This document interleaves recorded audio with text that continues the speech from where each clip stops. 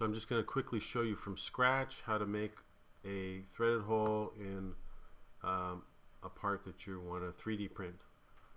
Here's the block. You create a sketch. You draw a circle where you need it to be the size of the bolt you want to use. So if you're using an M5 bolt, that's 5 millimeters in diameter,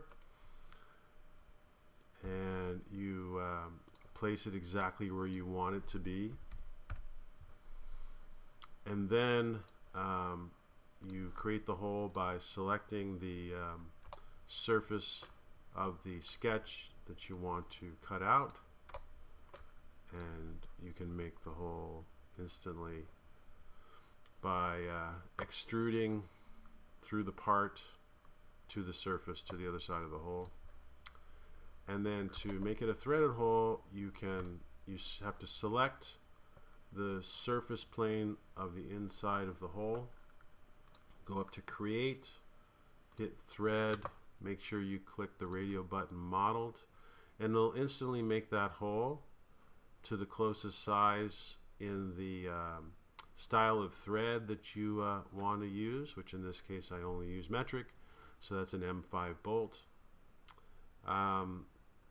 And if you realize that you made the hole too small and you wanted it for an M6 bolt, you can actually just go in here and change it instantly, and it'll know how to push out the model, the solid part of the model, to accommodate that.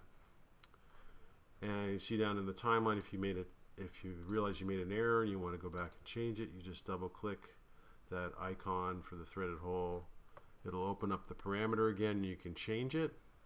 So it defaults to full length, but let's say you only wanted the hole to go halfway down for some reason. So you can actually change the length of that hole so it only threads half of the 10 millimeters, so 5 millimeters down. And you hit OK. And if you look at that hole from both sides, now you can see that actually it doesn't go all the way through anymore. It goes to a certain point and stops. What's interesting about that is that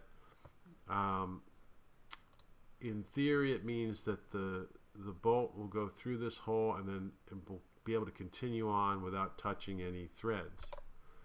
But in reality that doesn't work very well, because plastic shrinks when you print it. So this hole, which is supposed to accommodate an M5 bolt on the other side, will still be tight. So what I tend to do to accommodate that is I will make another hole, and I will probably do this ahead of time, so let's back up and undo that task. So I'll make another hole if I wanted to accomplish this. Let's say it's 6 millimeters, and I will cut away at the other side of that hole, -5. So now you can see I'm cutting into the part, and so the top part of the hole is 5 millimeters in diameter, the bottom part of the hole is 6 millimeters in diameter. When I select that inside surface of the 5 millimeter and do the thread, it's only going to do it to that section of the model. It's not going to try to apply it to the other section. It sees that as a completely different part of the model. Now I've got a hole that will go through with room for the bolt to continue on, because it's very easy to strip plastic. The other reason why I might do something like this too is if on this side I want to put a metal insert. So the metal inserts, the small brass ones, usually 6.2 millimeters is a big enough hole for it to go in there. And then I will put that in that side, and this model isn't even necessary, but it also doesn't hurt. And then when I put the bolt through, it'll connect both to the plastic mechanically and then to the threaded insert on this side mechanically.